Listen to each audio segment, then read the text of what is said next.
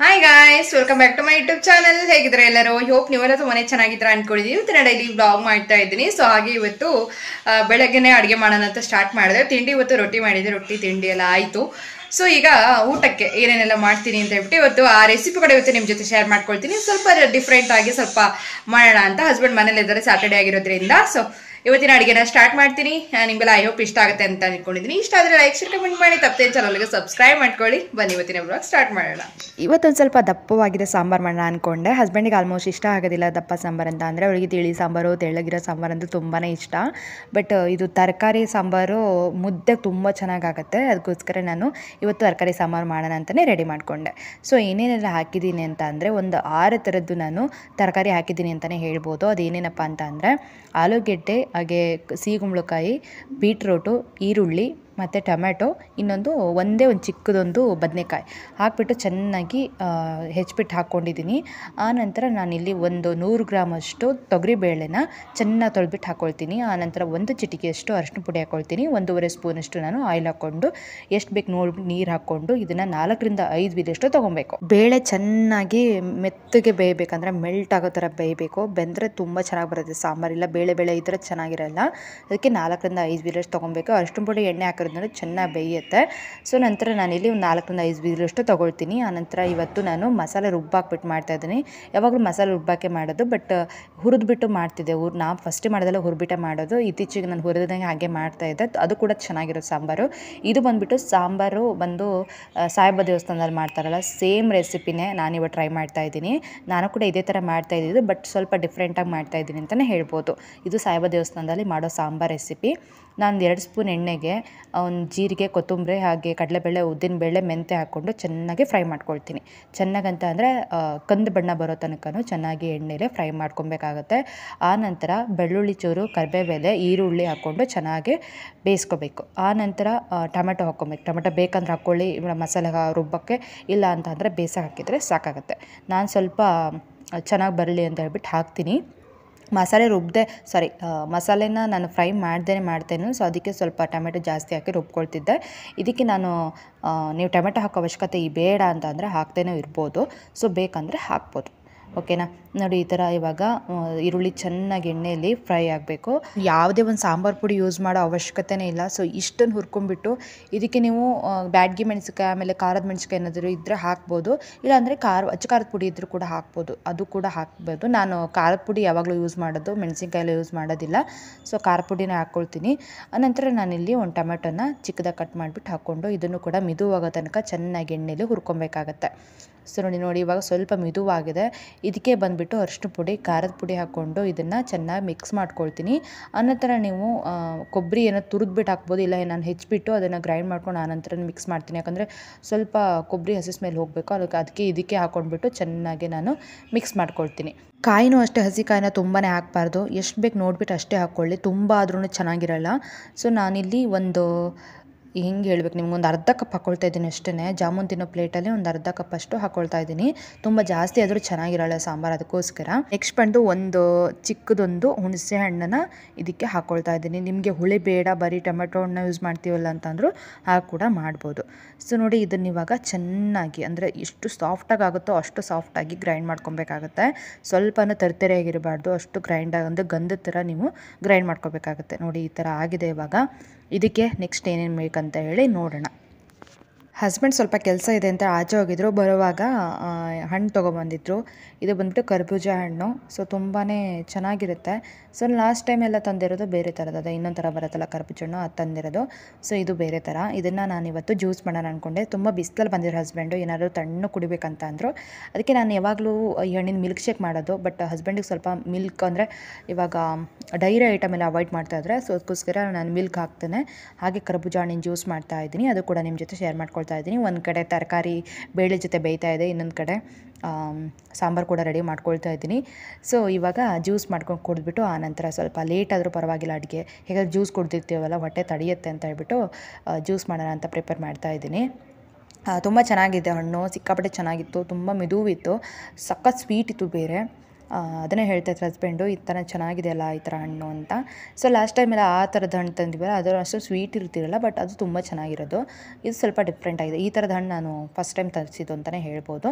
ನಮ್ಮ ಹಾಗೆ juice maker ಇತ್ತು ನಮ್ಮ ಮನೇಲಿ. ಜ್ಯೂಸ್ ಮೇಕರ್ ಅಂತಂದರೆ ಜ್ಯೂಸ್ ಜಾರು ಅದನ್ನು ತೊಳೆದ್ಬಿಟ್ಟು ಅದಕ್ಕೆ ಹಾಕ್ಕೊಂಡು ಚೆನ್ನಾಗಿ ಮಿಕ್ಸಿ ಮಾಡಿಕೊಂಡ್ರೆ ಸಖತ್ತಾಗಿರೋ ಜ್ಯೂಸ್ ರೆಡಿಯಾಗುತ್ತೆ. ಸೊ ಹೊಟ್ಟೆಗೆ ತುಂಬ ತಂಪು, ಬೇಸಿಗೆಗಂತ ಅಲ್ಲ, ಬೇಸಿಗೆಗೆ ಇದು ಒಳ್ಳೆಯದು ಜ್ಯೂಸು. ಆಮೇಲೆ ನೀವು ಬೇರೆ ಬೇರೆ ಥರ ಜ್ಯೂಸ್ ಕುಡಿತೀರಲ್ಲ ಅಂಗಡಿಲೆಲ್ಲ ತೊಗೊಂಡು, ಸೊ ಅದಕ್ಕಿಂತನೂ ಈ ಮನೆಯಲ್ಲೇ ತೊಗೊಬಂದು ಈ ಥರ ಹಣ್ಣು ಮಾಡ್ಕೊಂಡು ಕುಡಿದ್ರೆ ಹೊಟ್ಟೆಗೂ ಎಷ್ಟು ತಂಪು ಗೊತ್ತಾ.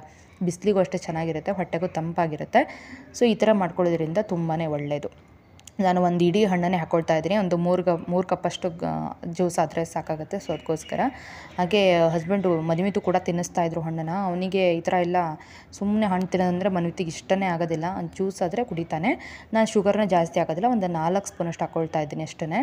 ಇದು ಕಮ್ಮಿನೇ ಆಯಿತು, ಹಣ್ಣು ಆಲ್ರೆಡಿ ಸ್ವಲ್ಪ ಸ್ವೀಟ್ ಇತ್ತಲ್ಲವ. ಸೊ ಅದಕ್ಕೋಸ್ಕರ ಫಸ್ಟ್ ನಾನು ಹಣ್ಣು ಮತ್ತು ಸಕ್ಕರೆನ ಎರಡನ್ನೂ ಮಿಕ್ಸ್ ಮಾಡ್ಕೊಳ್ತೀನಿ. ಯಾಕಂತಂದರೆ ಹಣ್ಣು ಸ್ವಲ್ಪ ನೀರು ಹಾಕಿಬಿಟ್ರೆ ತರಿ ಆಗಿಬಿಡುತ್ತೆ, ಚೆನ್ನಾಗಿ ಗ್ರೈಂಡ್ ಆಗೋದಿಲ್ಲ.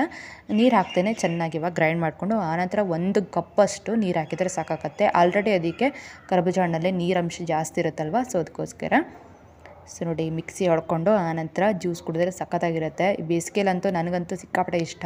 ನನಗೆ ಫ್ರಿಜ್ಜಲ್ಲಿರೋ ಐಟಮ್ ಅಷ್ಟೊಂದು ಇಷ್ಟ ಆಗೋದಿಲ್ಲ. ಜ್ಯೂಸ್ ಆಗಿರ್ಬೋದು, ಆಮೇಲೆ ಮಿಲ್ಕ್ ಶೇಕ್ ಏನಾದರೂ ಫ್ರಿಜ್ಜಲ್ಲಿ ಇಟ್ಟು ಕುಡಿಬೇಕಂತ ಅಂದರೆ ಆಗೋದಿಲ್ಲ. ಸೊ ಹೀಗೆ ನ್ಯಾಚುರಲ್ ಆಗಿ ಮಾಡ್ಕೊಳ್ಳೋದು ನನಗಿಷ್ಟ.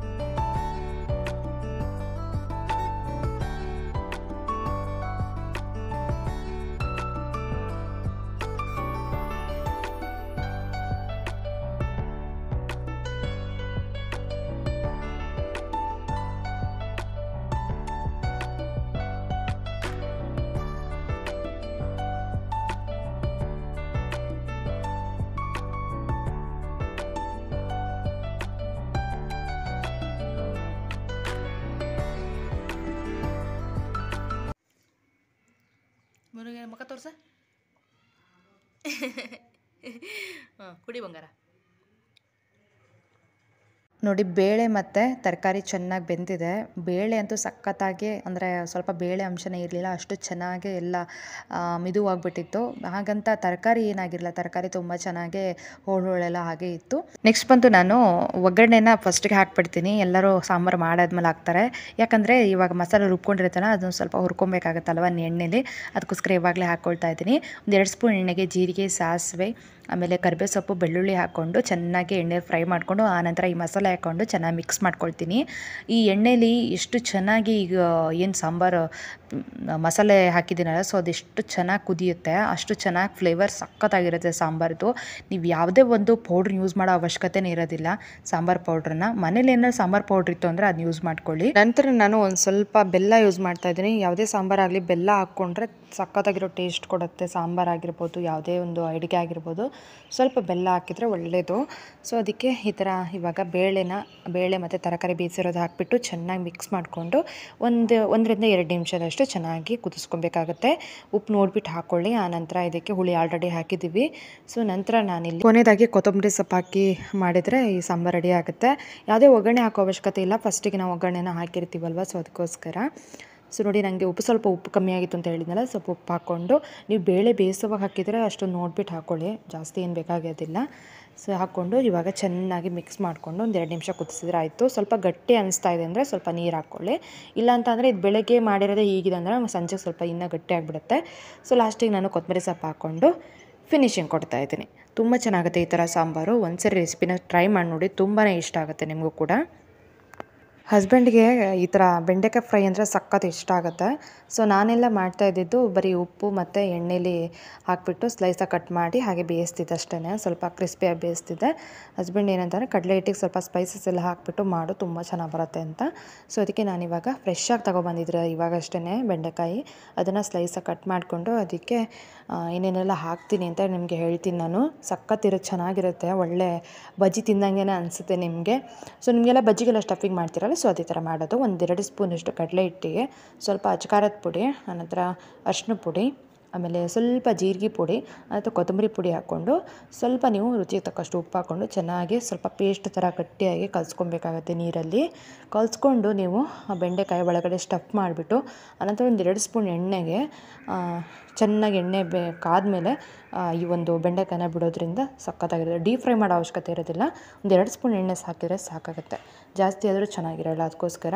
ಸೊ ನೋಡಿ, ಈ ಥರ ಪೇಸ್ಟಾಗಿ ರೆಡಿ ಮಾಡ್ಕೊಂಡಿದ್ದೀನಿ. ಇದಕ್ಕೆ ಇವಾಗ ನಾನು ಸ್ಟಫಿಂಗ್ ಮಾಡ್ತೀನಿ. ತುಂಬ ಚೆನ್ನಾಗಿ ಬರುತ್ತೆ, ನೀವು ಕೂಡ ಈ ಥರ ಮಾಡ್ಕೊಬೋದು. ಮಕ್ಳಿಗೆ ಕೂಡ ಸಖತ್ ಇಷ್ಟ ಆಗುತ್ತೆ ಬೆಂಡೆಕಾಯಿ ಫ್ರೈ. ಜಾಸ್ತಿ ಸ್ಪೈಸಸ್ ಹಾಕಲಿಲ್ಲ ಅಂತಂದರೂ ತುಂಬ ಚೆನ್ನಾಗಿ ಬರುತ್ತೆ. ನೀವು ಇವಾಗ ಮೆಣಸಿನ್ಕಾಯಿ ಬಜ್ಜಿ ಎಲ್ಲ ತಿಂತೀರಲ್ಲ, ಸೊ ಅದೇ ಥರ ಫ್ಲೇವರ್ ಕೊಡ್ತಿರುತ್ತೆ. ಸೊ ಒಂದ್ಸರಿ ಈ ಥರ ಟ್ರೈ ಮಾಡಿ ನೋಡಿ.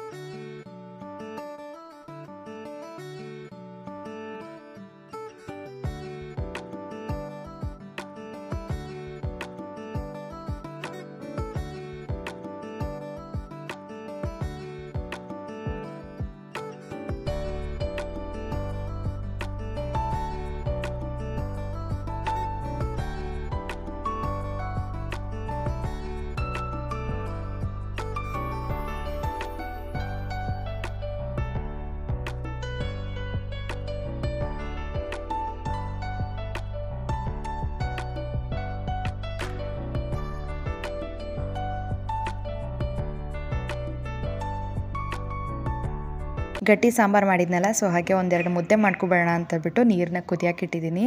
ಅದಕ್ಕೆ ಸ್ವಲ್ಪ ನಾನು ಉಪ್ಪು ಹಾಕ್ಬಿಟ್ಟು ಕುದಿಯಲಿಕ್ಕೆ ಇಟ್ಟಿದ್ದೀನಿ. ಇವಾಗ ಚೆನ್ನಾಗಿ ಕುದಿ ಬಂದಿದೆ, ಅದಕ್ಕೆ 1-2 ಕಪ್ಪಷ್ಟು ನಾನು ರಾಗಿ ಹಿಟ್ಟನ್ನ ಹಾಕ್ತಾಯಿದ್ದೀನಿ. ಎಲ್ಲರೂ ಗಂಟಾಗ್ಬಿಡುತ್ತೆ ಈ ಥರ ಹಾಕಿದರೆ ಅನ್ಕೋಬೋದು, ಬಟ್ ನನಗೆ ಯಾವತ್ತೂ ಈ ಥರ ಗಂಟು ಅನಿಸ್ಲಿಲ್ಲ. ಸೊ ಕುದಿತಿರೋ ನೀರಿಗೆ ನಾನು 1-2 ಕಪ್ಪು ಅಷ್ಟು ರಾಗಿ ಹಿಟ್ಟನ್ನ ಹಾಕ್ಬಿಟ್ಟು ಹಾಗೆ ಸ್ವಲ್ಪ ಲೋ ಫ್ಲೇಮಲ್ಲಿ ಇಟ್ಟು ಬಿಟ್ಬಿಡ್ತೀನಿ. ಅದಾಗಿ ಕುದ್ದು ನಂತರ ಸ್ವಲ್ಪ ಗಟ್ಟಿ ಆದಮೇಲೆ ನಾನು ಅದನ್ನ ಕೈ ಆಡಿಸ್ತೀನಿ ಹುಟ್ಟಲ್ಲಿ. ನೋಡೋಣ ಯಾವ ಥರ ಇರುತ್ತೆ ಅಂತ ನೋಡ್ಕೊಳ್ಳಿ ನೀವೇ. ಸ್ವಲ್ಪನೂ ಗಂಟು ಬರಲ್ಲ, ಚೆನ್ನಾಗಿರುತ್ತೆ. ಆನಂತರ ಸ್ವಲ್ಪ 1-2 ಸ್ಪೂನ್ ಎಣ್ಣೆ ಹಾಕ್ಕೊಂಡು ಇವಾಗ ಬೆಂಡೆಕಾಯಿನ ಇಡ್ತಾ ಇದ್ದೀನಿ. ಸಖತ್ತಾಗಿ ಟೇಸ್ಟಿಯಾಗಿರುತ್ತೆ, ತುಂಬ ಚೆನ್ನಾಗಿ ಬಂದಿತ್ತು. ಸೊ ನೀವು ಕೂಡ ಒಂದ್ಸರಿ ಮಾಡಿ ನೋಡಿ, ಮನೆಯವರಿಗೆಲ್ಲ ಸಖತ್ ಇಷ್ಟ ಆಗುತ್ತೆ. ಇವಾಗ ಈ ಥರ ಆಗಿದೆ ಚೆನ್ನಾಗಿ. ರಾಗಿ ಕೋಲಲ್ಲಿ, ರಾಗಿ ಅಂತಂದರೆ ಮುದ್ದೆ ಕೋಲಲ್ಲ ಇದು, ನಾ ರೊಟ್ಟಿ ಮಾಡೋ ಕೋಲು, ಅದರಲ್ಲೇ ನಾನು ಇವಾಗ ಮುದ್ದೆ ತಿರುಗಿಸ್ತಾ ಇದ್ದೀನಿ. ಸಖತ್ತಾಗಿರುತ್ತೆ ಮಾತ್ರ, ಅಂದರೆ ಚೆನ್ನಾಗಿ ಬರುತ್ತೆ ಈ ಥರ ತಿರ್ಗ್ಸೋಕ್ಕೆ, ಸಖತ್ತಿರುತ್ತೆ. ಅಂದರೆ ರೊಟ್ಟಿನೂ ಕೂಡ ಇದೇ ಥರ ಗಂಟಿಲ್ದೇ ಕಲಕಬೇಕಲ್ವಾ, ಸೊ ಅದೇ ಥರ ನಾನು ಕೂಡ ಮುದ್ದೆನ ಇದೇ ಥರ ಮಾಡ್ತಾಯಿದ್ದೀನಿ. ತುಂಬ ಚೆನ್ನಾಗಿ ಬಂದಿತ್ತು ಮುದ್ದೆ, ಸ್ವಲ್ಪನೂ ಗಂಟಿರಲಿಲ್ಲ, ಹಾಗೆ ಸಾಫ್ಟಾಗಿ ಕೂಡ ಇತ್ತು ಮುದ್ದೆ. ಹಾಗೆ ಸ್ವಲ್ಪ ಲೋ ಫ್ಲೇಮಲ್ಲಿ ಇಟ್ಬಿಟ್ಟು ಚೆನ್ನಾಗಿ ಬೇಯಲಿ ಅಂತ ಇಟ್ಟೆ. ಆನಂತರ ಬೆಂಡೆಕಾಯಿ ಸ್ವಲ್ಪ ಫ್ರೈ ಆಗ್ತಾ ಇತ್ತಲ್ಲ, ಸೊ ಉಲ್ಟಾ ಮಾಡೋಣ ಅಂತ ಹೇಳಿ ಮಾಡ್ತಾಯಿದ್ದೀನಿ.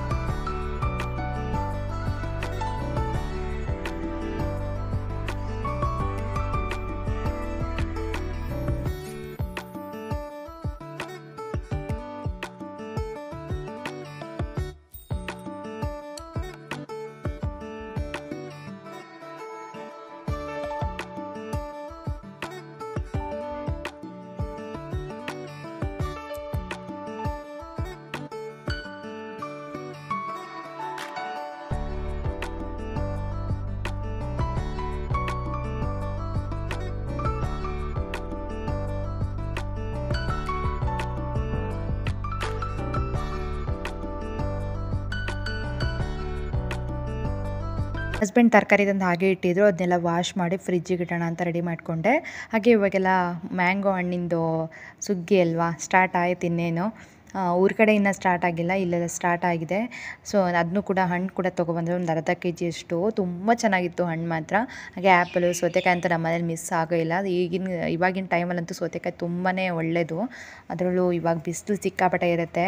ಹೊಟ್ಟೆಗೆ ಬೇರೆ ಬೇರೆ ಥರ ಪಾನೀಯ ಕುಡಿಯೋಕ್ಕಿಂತ ಈ ಥರ ಸೌತೆಕಾಯಿ ಆಗಿರ್ಬೋದು, ಆಮೇಲೆ ಕರ್ಬೂಜ ಹಣ್ಣಿಂದು ಜ್ಯೂಸ್ ಆಗಿರ್ಬೋದು, ಈ ಥರ ಕುಡಿದ್ರೆ ಆರೋಗ್ಯಕ್ಕೆ ತುಂಬಾ ಒಳ್ಳೆಯದು. ಬಾಡಿ ಕೂಡ ಯಾವಾಗಲೂ ತಂಪಾಗಿರುತ್ತೆ, ಕೂಲಾಗಿರುತ್ತೆ. ಸೊ ನೋಡಿ, ಇವಾಗ ತರಕಾರಿ ಎಲ್ಲ ಫ್ರಿಜ್ಜಿಗೆ ಇಡ್ತಾ ಇದ್ದೀನಿ.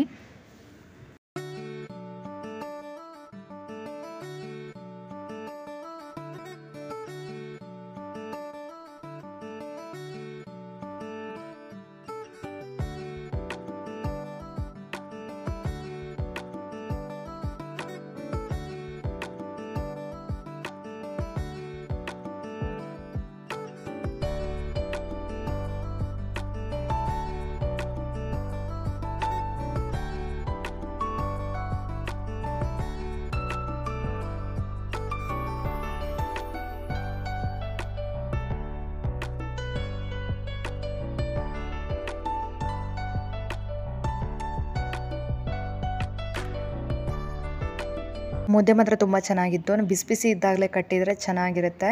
ಸೊ ಆರು ಹೋದ್ಮೇಲೆ ಅಷ್ಟೊಂದು ಚೆನ್ನಾಗಿರಲ್ಲ ಅಂತ ಹೇಳ್ಬಿಟ್ಟು ಬಿಸಿ ಬಿಸಿ ಇದೇ ಕಟ್ತಾ ಇದ್ದೀನಿ. ಸ್ವಲ್ಪ ಚೆನ್ನಾಗಿ ಸುಡೋದು ಬೇರೆ, ಅದಕ್ಕೆ ಇವಾಗ ಒಂದು ಪ್ಲೇಟಿಗೆ ಹಾಕ್ಕೊಂಡು ಚೆನ್ನಾಗಿ ಮಸ್ತ್ಬಿಟ್ಟು ಆನಂತರ ಕಟ್ಟಿದರೆ ಚೆನ್ನಾಗಿರುತ್ತೆ ಅಂತ. ನಾನು ಯಾವಾಗ್ಲೂ ಅಷ್ಟೇ ಮುದ್ದೆ ಕಟ್ಟುವಾಗ ಕೆಲವೊಬ್ರು ತುಪ್ಪ ಹಾಕ್ಕೊಳ್ತಾರೆ, ನಾನು ಕೊಬ್ಬರಿ ಯೂಸ್ ಮಾಡ್ತೀನಿ. ಕೊಬ್ಬರಿ ಒಳ್ಳೆ ಫ್ಲೇವರ್ ಇರುತ್ತೆ ಅಲ್ವಾ, ತಿನ್ನುವಾಗಲೂ ಅಷ್ಟೇ ಕೊಬ್ಬರಿ ಚೆನ್ನಾಗಿ ಸ್ಮೆಲ್ ಇರುತ್ತೆ. ಸೊ ಅದಕ್ಕೆ ಕೊಬ್ಬರಿ ಯೂಸ್ ಮಾಡ್ತೀನಿ. ಕೊಬ್ಬರಿ ಕೈಗೆ ಹಾಕ್ಕೊಂಡು ಆನಂತರ ಮುದ್ದೆ ಕಟ್ಟೋದ್ರಿಂದ ತುಂಬಾ ಒಳ್ಳೆ ಫ್ಲೇವರ್ ಕೊಡುತ್ತೆ. ಸೊ ನಾನು ಈ ಥರ ಮಾಡ್ತಾಯಿದ್ದೀನಿ. ರಾಗಿ ಹಿಟ್ಟು ಕೂಡ ಇದೆ, ಲಾಸ್ಟ್ ಮುದ್ದೆ ಮಾಡ್ತಿರೋದು. ರಾಗಿ ಹಿಟ್ಟು ಕೂಡ ಖಾಲಿ ಆಯಿತು. ನೆಕ್ಸ್ಟ್ ಟೈಮ್ ಡಿಮಾರ್ಟ್ ಹೋದಾಗ ತರಬೇಕು ಅಂತ ಅಂದ್ಕೊಂಡಿದ್ದೀನಿ.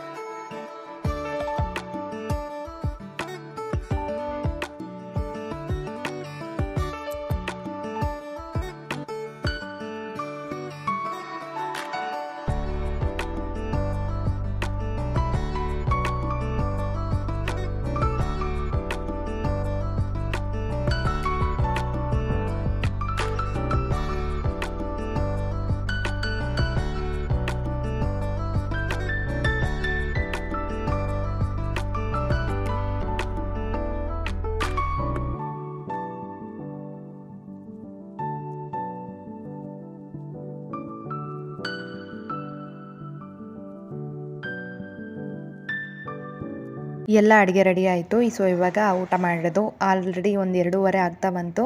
ಮನ್ವಿತಿಗೆ ಆಲ್ರೆಡಿ ಸ್ವಲ್ಪ ತಿನ್ನಿಸಿದ್ದೆ ನಾನು ಅನ್ನನ. ಇವಾಗ ಮುದ್ದೆ ಅಂದರೆ ಮನ್ವಿತಿಗೂ ಇಷ್ಟ, ಬಟ್ ಅವನಿಗೆ ಯಾವಾಗಲೂ ತಿಂದಿಲ್ಲ.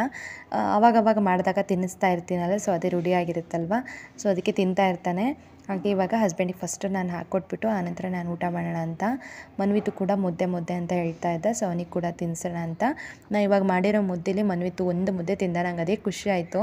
ಸೊ ಯಾರು ದೃಷ್ಟಿ ಮಾಡಬೇಡಿ, ಯಾಕಂದರೆ ನನಗೂ ಕೂಡ ಹಂಗೆ ಅನ್ನಿಸ್ತು. ಲಾಸ್ಟಿನ ತೊತ್ತೇನಿದೆ ನನಗೂ ಬೇಕಂತ ಅಂದ, ಅದನ್ನ ಸುಳಿದ್ಬಿಟ್ಟು ಬಿಸಾಕ್ತೆ ನಾನು. ಸೊ ಆ ಥರ ಇಡೀ ಮುದ್ದೆ ತಿಂದ ಅವನಿಗೂ ಕೂಡ ಈ ಥರ ಸಾಂಬಾರು ಅಂತ ತುಂಬ ಇಷ್ಟ. ಅಂದರೆ ಜಾಸ್ತಿ ನಾನು ಸ್ಪೈಸಿ ಹಾಕೋದಿಲ್ಲ, ಹಸ್ಬೆಂಡಿಗೆ ಕೂಡ ಖಾರ ತುಂಬ ಇಷ್ಟ ಆಗೋದಿಲ್ಲ, ಅದಕ್ಕೋಸ್ಕರ. ಹಾಗೆ ಬೆಂಡೆಕಾಯಿ ಫ್ರೈನೂ ಅಷ್ಟೇ ಜಾಸ್ತಿ ಸ್ಪೈಸಿ ಆಗಿರಲಿಲ್ಲ, ತುಂಬ ಚೆನ್ನಾಗಿ ಬಂದಿತ್ತು. ಸೊ ನೆಕ್ಸ್ಟು ಆನ್ ರೈಸ್ ಕೂಡ ಬಿಸಿಯಾಗಿತ್ತು. ಇವಾಗಂತೂ ಹಸ್ಬೆಂಡ್ ಅದೇ ಹೇಳ್ತಾಯಿದ್ರು, ಬಿಸಿ ಯಾಕೆ ಕೊಡ್ತೀಯಾ ಈ ಬೇಸಿಗೆಲಿ ಅಂತ. ಹೇಗಿದೆ? Thank you. ಮನು ಹೇಗಿದೆ? ಹಾಂ, ಥ್ಯಾಂಕ್ ಯು ಅಲ್ಲ, ಹೇಗಿದೆ ಅಂತ ಹೇಳು ಫಸ್ಟು. ಚೆನ್ನಾಗಿದೆಯಾ? ಹಾಂ ಮಗನೇ, ಸಾಂಬಾರಕ್ಕೆ